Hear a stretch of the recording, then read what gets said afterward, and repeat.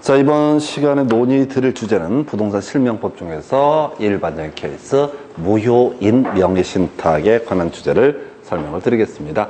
자, 다시 기본적으로 민법 186조 얘기부터 시작을 해봐야 되죠. 그래서 법률 행위에 따른 부동산 물권 변동이라고 하는 것은 등기해야지 효력이 발생한다. 그래서 등기를 넘겨받아야지 어떻게 할 수 있다? 소유권을 취득할 수 있다. 자, 근데 문제는 등기의 유효 요건이라고 하는 것을 검토하게 되면 부동산에 표시하고요, 실제 관계, 또 등기 명의인과 실제 관계, 법률 행위하고요, 실제 관계 모두가 일치해야지 기본적으로 이것은 유효한 등기가 되게 됩니다. 그래서 만약에 등기가 무효다라고 전제하면은 설령 등기 명의를 가지고 있어도 어떻다? 이때는 권리를 취득할 수 없다. 이렇게 뼈대를 잡게 됩니다. 무효인 등기는 아무런 효력이 발생하지 않기 때문에 이렇게 기본 구조가 가야 되겠고, 그 다음에 실제 문제를 풀어갈 때 필요한 개념은요, 소유권을 가지고 있다라고 한번 전제해 보겠습니다. 소유권을 가지고 있으면요, 소유물의 반환 청구권이라는 거 행사할 수 있고요. 즉 정당한 권원 없이 자신의 소유물을 점유한 자에 대해서 반환 청구권 행사할 수 있다. 그래서 엄밀히 얘기하면 이런 식이죠. 어떤 토지, 내가 토지를 가지고 있는데 그 토지 위에 누군가가 불법적으로 건물을 축조하게 되면은 대지 인도 청구, 땅을 돌려달라라고 하는 대지 인도 청구를 할 수 있고, 방해 제거 청구의 한 유형으로서 이런 것도 가능하죠. 건물 철거 청구도 할 수가 있다라고 하는 거, 이게 기본 논리 구조예요. 그 외의 쟁점으로서 법률상 원인 없이 이익을 얻게 되면 그 이익은 어떻다? 반환해야 되는 거. 이걸 이제 부당이득, 반환이라고 하는 거, 요렇게, 지금 이제 등기 얘기 있었고요. 그 다음에 무효인 등기라는 개념이 있었고, 실제 소유권을 취득을 하게 되면 소유권의 기한, 물권적 청구권 행사할 수 있다. 이게 다 짬뽕이 돼 가는 구조가 부동산 실명법이 되게 됩니다. 그래서 지금 이제 경우의 수를 보긴 볼 텐데, 요거 이렇게 가셔야 돼. 기본적으로 지금 이제 명의신탁이 하나, 둘, 셋, 넷, 네 가지 경우의 수가 있는데, 양자간 등기 명의신탁은 거의 출제가 너무 쉽기 때문에 요건 따로 갈 테고, 나머지 3자간 등기 명의신탁과 계약 명의신탁 등에 있어서 한 가지만 기억하시면 돼. 매도인이 명의신탁 사실을 알고 있다라고 하면은 매도인, 자, 명의신탁 사실을 알면서 등기를 넘겨줬습니다. 그러면 그 등기는 어떻다? 무효인 등기가 되기 때문에 매도인이 그대로 어떻다? 소유권을 가지고 있다. 이렇게 가시는 거야. 다시요. 자,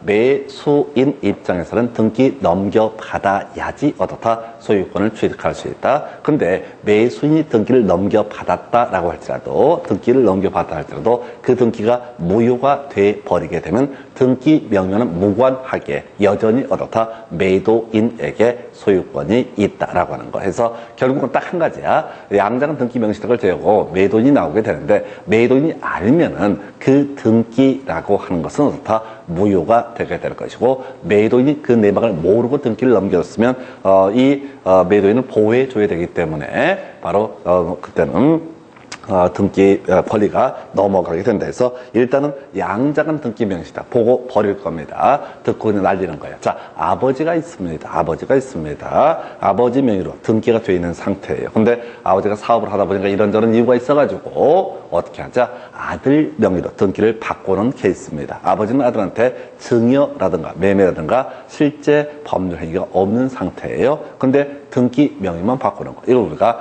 둘이서 짜고 한다고 해서 양자간, 두 사람만 나오기 때문에 양자간 등기 명의 신탁이라고 부르게 됩니다. 그래서 가면은 거죠. 부동산 물권의 소유자로 등기된 실권리자가 대내적으로 내가 물권을 계속 소유권을 가지고 있대. 네가 명의만 가지고 있어라 라고 하는 거. 이걸 뭐라고 한다? 양자간 등기 명의 신탁이라고 부르게 됩니다. 그래서 명의신탁은 무효입니다. 실권리자는 누가 되고 갑이 되고, 그 다음에 아버지가 되고, 그 다음에 이제 지금 이제 등기 명의인을 아들로 둔 상태에서 이런 명의신탁 약정 등은 다 무효가 되기 때문에 등기를 넘긴 것도 무효이고, 그래서 여전히 아버지가 소유권을 가지고 있는 상태, 이걸 양자간 등기 명의신탁. 이건 이제 싸울 일도 다툴 일도 없기 때문에 현실적으로 출제는 이루어지지 않습니다. 자, 30회 때 나왔던 문제, 바로 삼자간 등기 명의신탁. 요건 이제 공인중개사법에서 나왔던 문제인데요.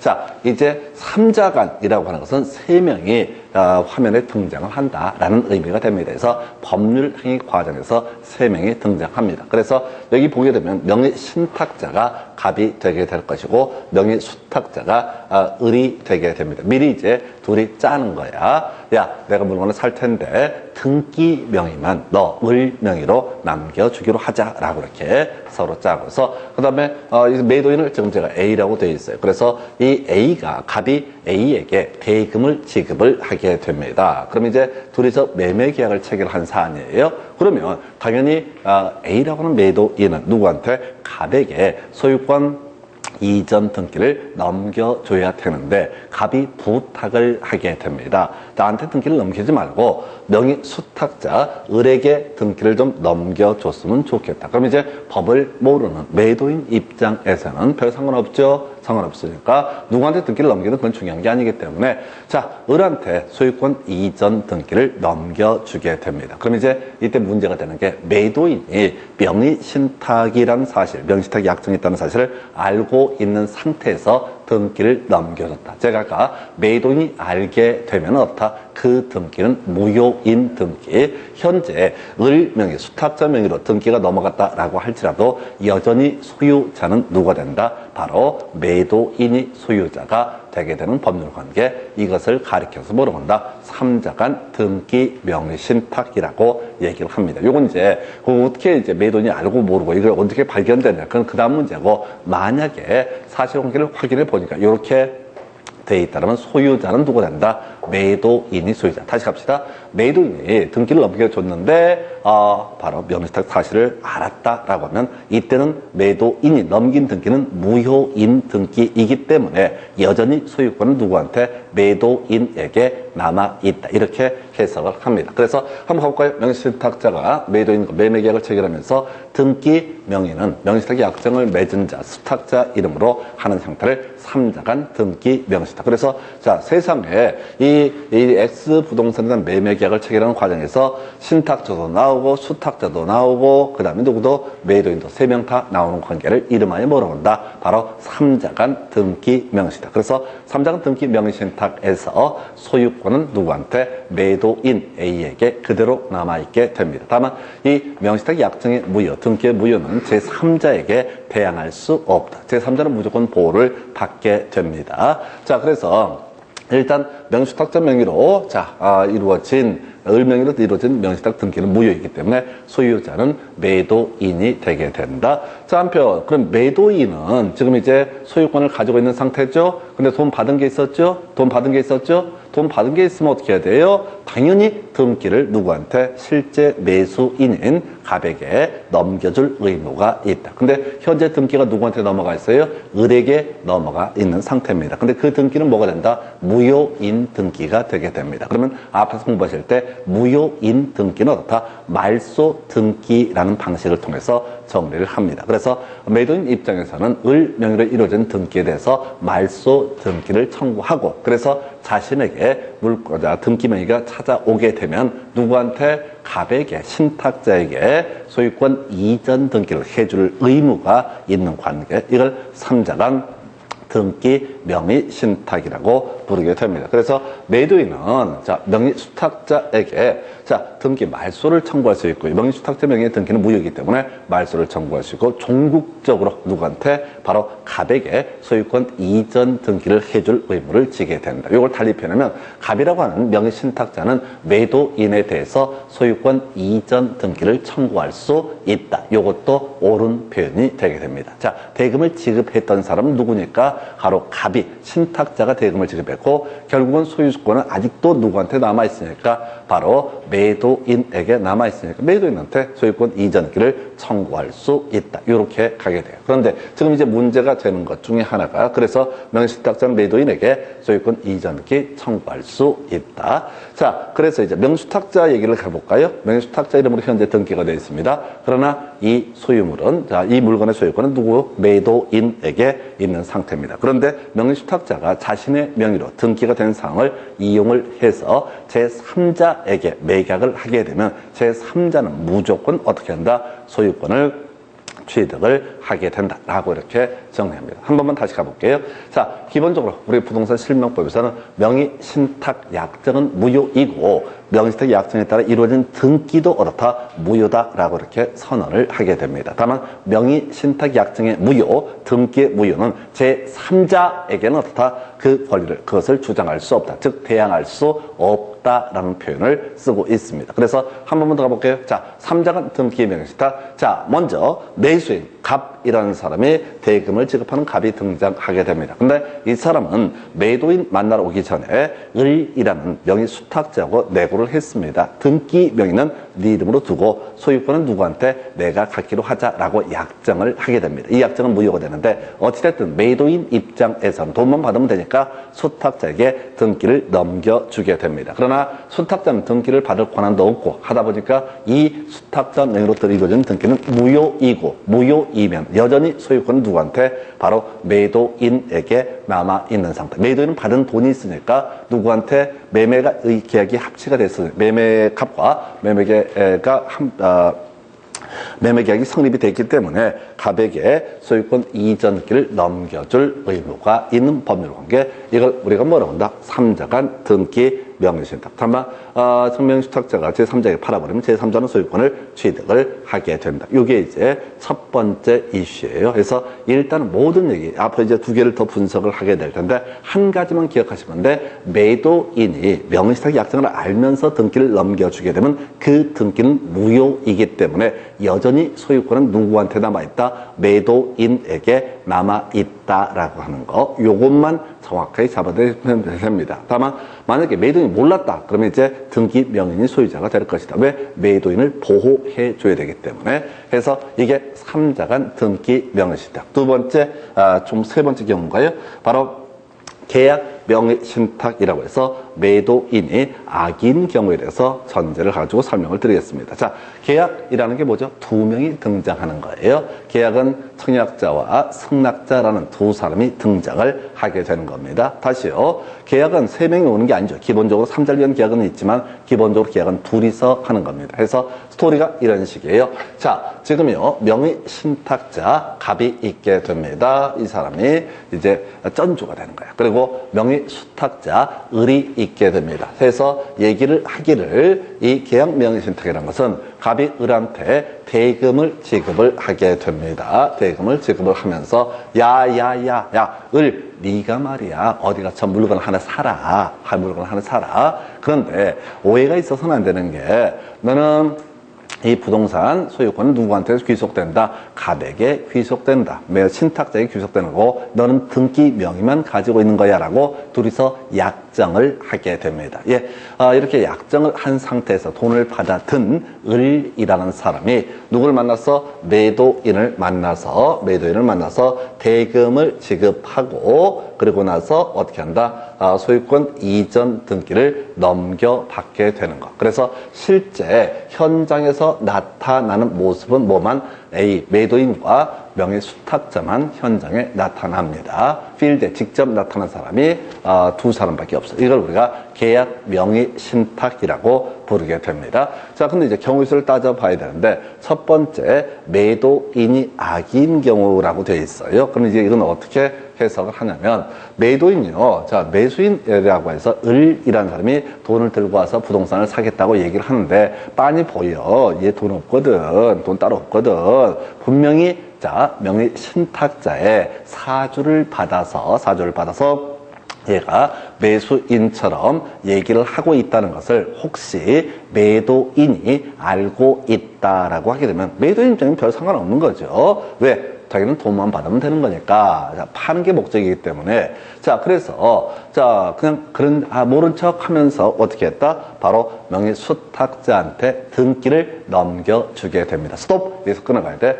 지금 매도인이 알고 있으면서 수탁자한테 등기를 넘겼습니다. 그럼 그 등기는 뭐가 된다? 무효인 등기가 되게 됩니다. 명의신탁 약정에 따른 등기는 뭐라고요? 무효인 등기가 되게 됩니다. 그래서 등기 명의가 누구한테?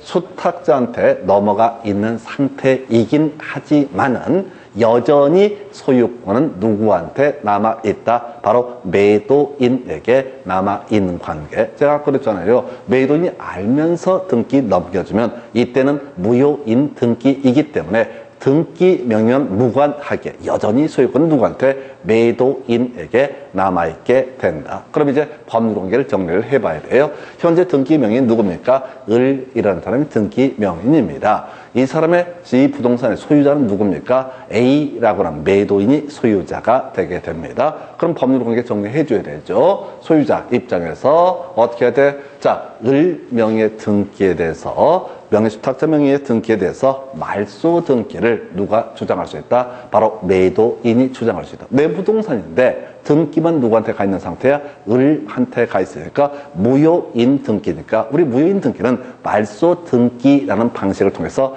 정리를 한다고 말씀을 드렸습니다. 그래서 이때 자 매도인은 을에 대해서 말소 등기를 청구할 수 있다.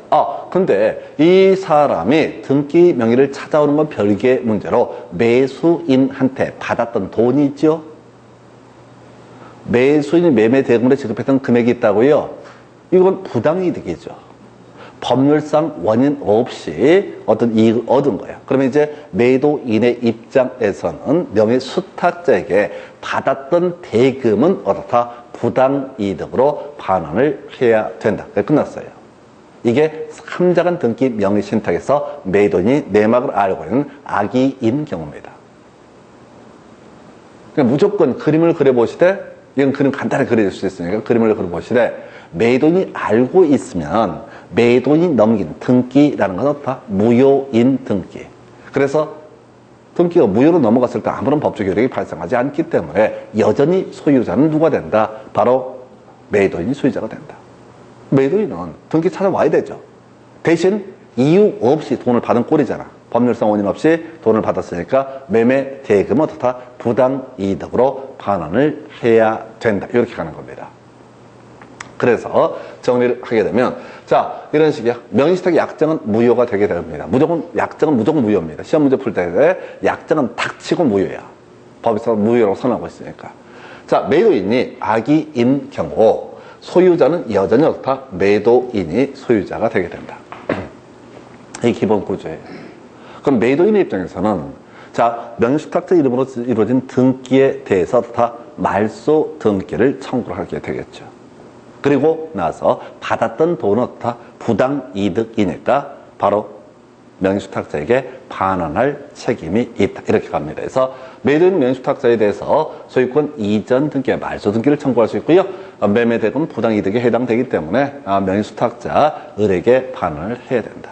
한편 현재 소유자 매도인인데 등기 명의는 누구한테? 명의수탁자한테 있는 상태입니다.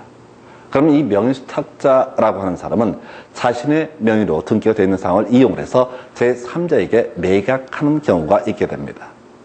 그럼 제3자는 어떻다? 당연히 소유권을 취득을 하게 된다.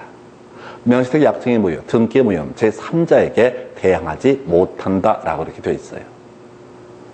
아무것도 아니에요, 이게. 실명 공부 처음 공부를 하실 때 되게 힘들어 하시거든요. 그건 뭐냐면은 저게 세팅이 안 돼서 그래요. 첫 번째, 법률행위에 따른 부동산 물권 변동은 등기해야지 효력이 발생한다. 이제 출발점이에요. 근데 등기가 이루어지더라도 실체관계가 불일치하는 그런 등기는 다 무효인 등기이다. 무효인 등기는 어차피 효력이 발생하지 않기 때문에 매도인 입장에서 등기를 넘겨줬다 할지라도 이것은 아무런 법적 효력이 없다. 그래서 여전히 이 부동산의 소유권 누구한테? 매도인에게 남아있다. 아까 우리 삼자간 등기 명의신탁도 마찬가지였었죠. 자, 지금 삼자간 등기 명의신탁 신탁자가 대금을 지급하면서 수탁자 이름으로 등기를 해달라고 부탁을 해서 그러면 이 얘기를 들은 사람 이게 명의신탁이다 라고 하는 것을 매도인은 알 수가 있습니다. 매도인은 일단 누구한테? 수탁자 등기를 넘겨줬겠죠. 그럼에도 불구하고 수탁자 명의의 등기는 뭐가 된다? 무효인 등기이기 때문에 현재스코 당연히 소유자가 누가 된다? 매도인이 소유자. 대신 매도인은 신탁자한테 돈을 받았으니까 신탁자한테 소유권 이전 등기를 해줄 의무를 지게 될 것이고 대신 현재 무효인 등기, 수탁자 명의의 등기는 어떻다? 말소 등기를 청구할 수 있다. 이렇게 가는 거예요. 그리고 나중에 사례문제 구성할 때 소유자가 되면은 소유권에 대한 물권적 청구권을 행사할 수 있다. 그럼 소유자가 아닌 사람은 소유권에 대한 물권적 청구권을 행사할 수 없다. 이걸 약간 응용 들어가는 거예요. 자, 그러면 제일 하이라이트. 자, 통계적으로 가장 어렵다고 하는 문제가 계약 명의신탁에서 매도인 선이에요. 매도인이 몰랐을 때 라고 이렇게 되어 있습니다. 자, 가볼까요? 구조. 신탁자가 있습니다. 신탁자가 수탁자에게 대금을 지급을 합니다. 야, 네 이름으로 등기만 해도, 그리고 그건 실질적으로 내 거야 라고 약정을 합니다. 그리고 가서 수탁자가 매도인한테 가서 야, 나한테 팔아라 라고 얘기합니다. 매도인은 명의신탁 사실을 모른 채 팔려고 하니까, 자기가 팔려고 하던 중이니까, 사겠다는 사람이 있으니까 등기를 넘겨주게 됩니다. 제가 앞에서 명의신탁 약정의 무효, 등기 무효는 제3자에게 대항하지 못한다라고 했었거든요. 그래서 아까 퉁쳐서 얘기했어요. 매도인이 알면은 여전히 소유권은 누구한테? 매도인한테 남아있고, 매도인이 모르면은, 만약에 매도인이 선이다, 몰랐다, 그러면 당연히 등기 넘겨받은 누가? 의리 수탁자가 다 소유권을 취득을 하게 된다. 아니, 내가 물건을 갖고 있었다고요. 누가 사겠대. 근데 과거에 얘들이 뭐 신탁자, 수탁 뭐 이런 게 있는지 없는지 나는 알 수가 없는 상태라고. 그럼 나는 팔았고 돈 받았으면 그걸로 끝나는 거야. 그럼 등기를 넘겨받은 그 사람이 어떻다? 바로 소유자가 된다. 이게 이 얘기예요. 자, 일단은 제일 중요한 게 약정은 무효이다. 이게 색깔 입혀져 있잖아요. 약정은 무효이다. 이게 수탁자한테 등기가 넘어가니까 사람들이 얼핏 생각하면 얘는 약정이 유효한가 보다 이렇게 생각할 수 있어요. 만약에 명의신탁 약정이 유효면은 소유자는 누가 돼야 돼요? 신탁자가 돼야 되는 거예요. 근데 신탁자가 소유자가 되는 게 아니라 뭐가 된다? 수탁자가 소유자가 되는 케이스. 그래서 약정은 무효. 약정은 무효. 어디가 됐든 간에 시험 지문 구성할 때 꼭 약정 유효 이렇게 흔들어 준다고. 이유 여를 불문하고 명의신탁 약정은 뭐가 된다? 무효. 막 가슴 저민 얘기를 막 쓴다고. 그래도 약정은 무효 이렇게 가는 겁니다. 그래서 하여튼 소유자. 지금 매도인이 몰랐죠? 매도인이 선이었을 때 소유자는 누가 된다? 결과적으로 명의 수탁자가 소유자가 되게 된다. 끝났어요. 수탁자가 소유자입니다. 그러니 법률관계 정리해 줘야 되죠. 남는 게 뭐가 있어? 명의 수탁자는 명의 신탁자한테 돈을 받았었죠? 돈을 받았었죠? 법률상 원의 없이 돈 받은 거예요. 소유권이 신탁자한테 갔으면 별 문제가 안 되는데 소유권이 누구한테 가 있다고요? 수탁자한테 가 있다고. 그러니까 명의수탁자 입장에 받은 돈은 어떻다? 토해내야 된다. 누구한테? 신탁자한테. 그래서 자, 명의수탁자가 소유권을 갖게 될 것이고요. 그래서 요거부터 볼까요? 매도인이 선인 계약 명의신탁에서 명의수탁자는 명의신탁자에게 교부받은 매매 대금을 자, 부당이득으로 환원을 하면 된다. 그리고 부동산의 소유권은 누구한테 귀속된다? 수탁자에게 귀속된다. 이걸로 끝나는 거예요. 자, 그리고 나서 이거 하나 볼까요? 명의수탁자가 이제 소유자가 됩니다. 그럼 문제 너무 간단해져. 제3자에게 팔았다. 그러면 어떻다? 당연히 제3자는 소유권 취득한다. 왜? 애초에 소유자가 명의수탁자가 소유자가 되기 때문에. 명의수탁자가 신탁자한테 등기를 넘겨줍니다. 등기 명의를 바꿔줘. 소유자를, 소유권을. 왜냐면 자기랑 약정을 했던 거니까. 그러면 이건 유효입니까? 무효입니까? 유효한 거야. 왜? 수탁자가 이미 소유권을 취득했잖아. 그럼 갑한테 주든 병한테 주든 뭐 을한테 주든 마음대로 줄 수가 있는 거야. 돈을 받고 주든 돈을 안 받고 주든 그건 중요한 게 아니야. 어차피 수탁자가 소유자이기 때문에 수탁자가 지 멋대로 결정할 수 있다. 이게 명의신탁의 법률 관계예요. 세 가지 비교해서 설명드리겠습니다. 일단 이 문제를 접근해 갈 때는 자, 항상 매도인이 이 내막을 알았으면은 수탁자한테 등기를 넘겼을 때도 여전히 소유권은 누구한테 남아있다? 매도인에게 남아있다. 매도인 내막을 몰랐으면 등기 명의인 명의수탁자가 소유권을 취득을 하게 된다. 딱 요 그림 하나로 거의 다 해결할 수 있어요. 3자가 등기 명의신탁부터 비교해 보겠습니다. 자, 신탁자. 돈을 직접 매도인에게 지급을 합니다. 그리고 등기 명의를 수탁자에게 넘겨달라고 부탁을 합니다. 그래서 현재 등기 명의는 누구한테? 바로 수탁자에게 가 있는 상태입니다. 자, 그러면 수탁자라는 존재를 알았던 거죠. 3자간 등기 명의 신탁에서는 매도인이 모를 수가 없어. 얘기를 하니까. 그러면 여전히 소유권은 누구한테 남아있다? 매도인에게 소유권이 남아있다. 이렇게 가는 거예요. 근데 등기는 현재 누구한테 가 있어요? 바로 수탁자 이름으로 등기가 되어 있습니다. 근데 그 등기는 무효인 등기입니다. 그래서 자, 매도인은 수탁자에게 등기 말소를 청구할 수 있다. 아, 근데 얘가 받았던 돈 누구한테 받았어요? 신탁자한테 받았죠. 신탁자랑 사고파기로 의사에 합치가 있었죠. 그러면 매도인은 결국은 누구한테? 신탁자에게 소유권 이전 등기를 해줄 의무를 지게 된다. 또는 신탁자는 누구한테? 매도인에게 소유권 이전 등기를 청구할 수 있다. 이렇게 해석합니다. 그 외에 등기 명의인 을이 수탁자가 자신의 명의로 등기가 되어 있는 상황을 이용을 해서 누구한테? 바로 제3자에게 매각을 하게 되면 제3자는 무조건 어떻다? 보호를 받을 수 있다. 이렇게 정리를 하게 됩니다. 요거 순서 무효인 등기라는 개념하고요. 요거 매도인이 알았냐 몰랐냐 라고 하는 것만 개념만 잡으면 거의 다 해결할 수 있어요. 자, 이게 3자간 등기 명의신탁. 두 번째, 계약 명의신탁은 2명만 등장을 하게 됩니다. 누구하고? 수탁자와 매도인. 먼저 신탁자가 누구한테? 수탁자한테 부동산 매입 대금을 지원을 해줍니다. 하면서 약정을 하는 거죠. 너 이름으로 등기는 해두되 그 부동산의 소유권은 여전히 누구한테 남아있다? 바로 신탁자 거다. 알았지? 라고 했을 때 오케이. 이걸 우리가 명의신탁 약정이라 부릅니다. 이런 약정은 무효가 되게 됩니다.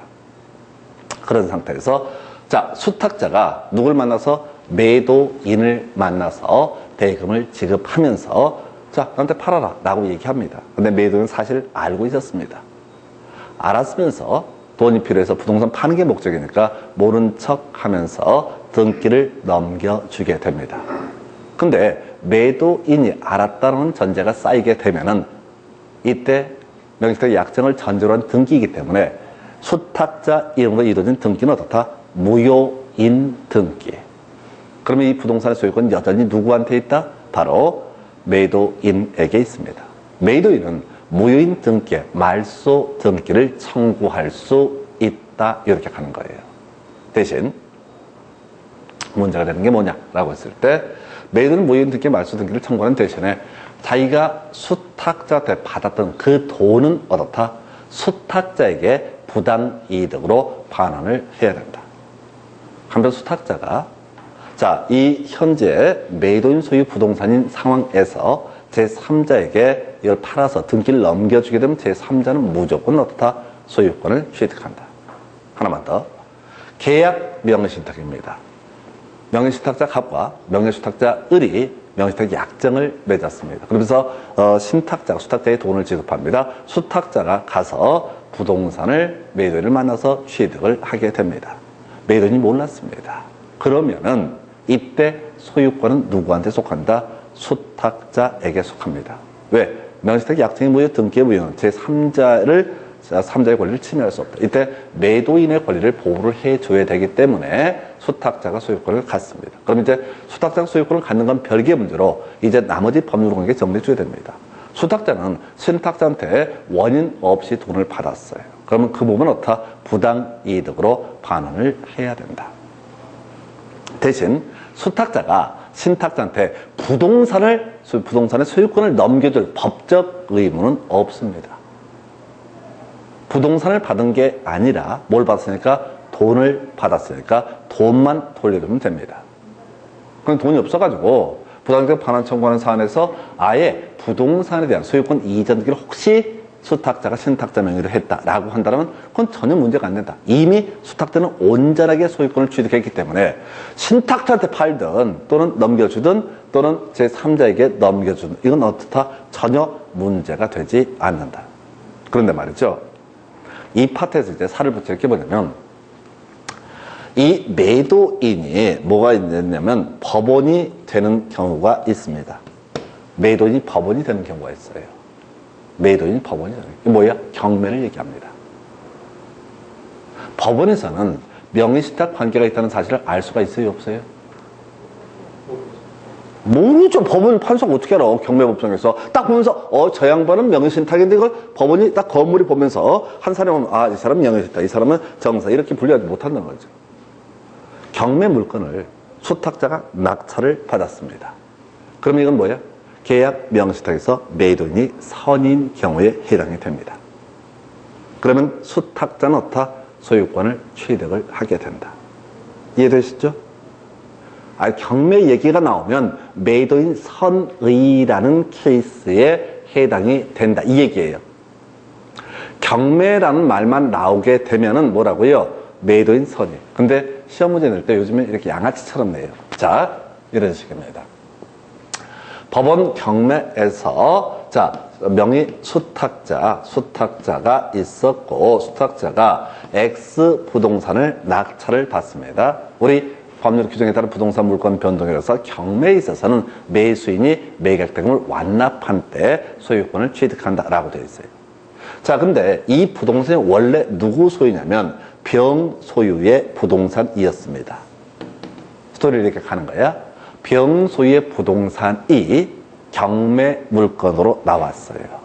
그런데 을이라는 수탁자가 명의신탁 약정을 맺은 을이라는 사람이 이걸 낙찰을 받았습니다. 그런데 말이죠. 그럼 이렇게 가십시다. 그럼 소유자는 누가 되는 거예요?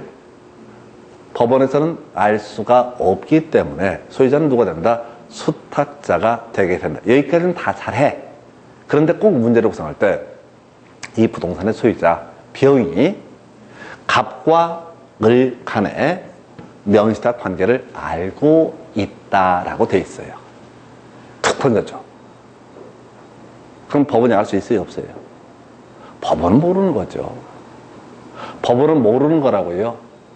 아니 원래 물건 소유자가 이게 무슨 점집에 갔나? 기가 막히게 맞춘 거야. 이 낙찰받은 사람이 명의신탁 약정을 맺고 낙찰을 받았다는 사실을 알고 있어봤자 이건 아무 상관이 없어. 매도인은 뭐가 되니까? 법원이 되니까. 경매 물건을 파는 주체는 뭐라고요? 법원이라고. 법원에서는 결과적으로 명의신탁 약정이 있다는 사실을 알 수가 있다 없다? 없다. 전 국민이 다 알아도 명의신탁 약정한다고 신문 광고를 한다고 그래도 법원은 사람이 아니잖아. 그래서 명의신탁 약정이 있다는 사실을 알 수가 있다 없다? 알 수가 없다. 그 엽기적으로 하는 거야. 자, 부동산 실명법에 따라서 처벌받습니다. 이게 이제 소유권을 취득하고 말고의 문제는 별개의 문제로 강력한 처벌을 받아요. 아주 강력한 처벌을 받는데 어떤 미친놈이 이렇게 하는 거예요. 법원에 신문에 광고를 내는 거야. 우리는 명의신탁 약정을 했습니다. 그래서 이번에 낙찰을 받을 겁니다. 그리고 원래 소유자한테도 전화해. 우리 명의신탁 약정에서 네 물건 살 거야. 이렇게. 그렇다 할지라도 법원에서는 알 수가 없기 때문에 어떻다? 수탁자가 소유권을 취득한다. 그래서 이 문제 까다로운 게 뭐냐면은 매도인이 알게 되면은 어떻다? 소유권은 누구한테? 매도인한테 가는 거고 수탁자한테 넘어가지 않습니다. 매도인이 모르게 되면 어떻다? 수탁자에게 소유권이 넘어가게 됩니다. 그런데 경매 물건이라는 전제가 쌓이게 되면 이건 매도인이 선인 경우. 대한민국 법원에서 이 사람이 명의신탁 약정을 했다는 사실을 사람도 아닌데 어떻게 하냐고 알 수가 없어요. 수탁자가 소유권 취득해. 근데 문제를 구성할 때는 원래 이 경매 물건의 원소유자가 이 명의신탁 약정 사실을 알고 있다. 점쟁이 출신이다. 이렇게 던져준다고. 그러면 사람들이 막 가슴이 저며. 그러니까 경매라는 단어만 나오게 되면 무조건 뭐야? 매도인 선이라고 전제를 하셔야 돼. 그래서 수탁자가 어떻다? 소유권을 취득을 하게 된다. 이걸 외우셔야 돼. 이해하시는 게 아니에요. 외우시면은 문제 볼 때 명의신탁 이런 관련 부동산 실명법 이 사례형 문제를 볼 때 딱딱딱 다 떨어져요, 그냥. 근데 외우질 않아요. 계속 이해하려고. 이해하는 게 아닙니다. 다시 이해는 이렇게 갔습니다. 자, 등기해야지 효력이 자, 물건을 취득할 수 있다. 근데 그 등기라고 하는 것이 어떤 이유가 있어서 이렇게 부동산 실명법 등에 따라서 무효가 되게 되면 등기가 있어도 어떻다 소유권을 취득할 수 없다. 이렇게 이제 전제를 삼게 됩니다. 그래서 우리 부동산 실명법에서는 약정무효 등기 무효라는 전제에서 한 번만 더 가겠습니다. 3자간 등기 명의신탁. 자, 자, 신탁자가 대금을 누구한테? 매도인에게 지급하고 매도인은 등기를 누구한테? 자, 수탁자에게 넘겨준 케이스. 얘기 들었으니까 매도인은 당연히 어떻다? 이 내막을 알고 있다. 그래서 수탁자 명의로 등기가 됐다 할지라도 여전히 소유권은 누구한테 속한다? 바로 자, 이 매도인에게 소유권이 귀속된다. 근데 등기 누구한테 지금 돼 있다고요? 수탁자. 소유자 누구라고요? 매도인. 그럼 매도인은 말소 등기, 무효인 등기니까 말소 등기를 청구할 수 있고 대신 누구랑 매매계약 체결했어요? 갑. 신탁자와 계약을 체결했으니까 갑에게 어떻다? 소유권 이전기를 넘겨줄 법적 의무가 있다. 이게 3자간 등기 명의신탁, 약정무효, 등기 무효 이렇게 가는 거고요. 계약 명의신탁이란 거 항상 스토리가 이런 식이야. 신탁자가 누구한테? 수탁자한테 대금을 지급하고 수탁자가 매도인한테 대금을 지급을 하게 되는 사안. 그리고 자, 매도인이 수탁자한테 등기를 넘겨주는 관계. 이걸 우리가 뭐라고 한다? 자, 이 앞에 부분은 눈에 보이지 않아요. 그래서 실제는 매도인하고 수탁자만 대화 현장에 등장을 하게 됩니다. 그래서 이름 얘기도 신탁자라는 말 자체가 안 나와. 그런데 그래서 지금 이제 수탁자한테 등기를 넘겨줬는데 만약에 매도인이 알면서도 모른 척하면서 등기를 넘겨줬으면 그 등기는 무효가 되게 될 것이고 무효니까 당연히 소유자는 누가 된다? 매도인 전 등기 명의인 매도인 소유자가 되게 된다. 근데 이제 매도인은 등기 말소 청구를 해서 찾아오는 건 별개의 문제로 이유 없이 받은 돈은 다 부당 이득으로 누구한테? 명의 수탁자에게 반환을 해야 된다라고 하는 거. 요런 게 있었고요. 만약에 매도인이 몰랐다, 선이다라고 하게 되면 명의신탁 약정의 무효, 등기의 무효라는 거 제3자의 권리를 침해할 수는 없습니다. 그래서 이때는 매도인을 보호하기 위해서 소유자가 누가 된다? 수탁자가 소유자가 되게 된다. 그럼 수탁자 입장에서는 이제 법률 관계 정리해 줘야 되죠. 자기 지금 신탁자한테 받았던 돈 있지 않습니까? 이건 어떻다? 부당 이득에 해당되니까 어떻다? 반환 해야 된다. 이렇게 가게 될 거고 대신 이제 부동산을 넘겨줄 의무는 없다라고 하는 거. 자, 지금 을이 갑한테 받은 건 돈이지 부동산을 받은 게 아니기 때문에 대금을 자 매매 대금만 지급하면 되는 것이고 부동산을 넘겨줄 의무는 없는데 돈 없어가지고 아예 부동산의 소유권을 명의 신탁자한테 넘겼다. 그러면 어떻다? 신탁자도 소유권을 취득을 하게 되는 이런 관계. 물론 제3자한테 파서 당연히 어떻다? 소유권을 제3자는 취득을 한다. 이렇게 할 거고 항상 계약 명의신탁에서 매도인 선의의 경우를 끌고 나올 때는 건드리는 지문이 뭐라고요? 바로 이 얘기를 끌고 들어오는 거야. 경매법정에서라고 이렇게 던져줘요. 그리고 꼭 문제를 구성할 때는 경매법정에서라는 전제를 깔면서 그럼 매도인 선이고 수탁자가 소유자가 되거든요. 근데 원소유자가 갑과 을 사이에 명의신탁 사실을 알았었다. 그건 아무런 법률 관계 영향을 주지 않는다. 법원에서는 제3자가 알았던 뭐든 간에 매도인은 법원이고 매도인 입장에서는 알 수가 없는 사안이다. 이렇게 정리합니다. 이게 바로 부동산 실명법에서 무효인 명의신탁의 법률 관계예요. 그래서 별거 없어요. 이게 무조건 1년에 한 문제, 많으면 이제 2문제까지 적용까지 가지고 2개를 구성하는데 특히 이제 이 민법에서뿐만 아니라 공인중개사법에서도 똑같은 문제가 구성이 됩니다. 그래서 이렇게 해서 실명법 보시고 잠시 끊었다가 집합건물법 설명드립니다.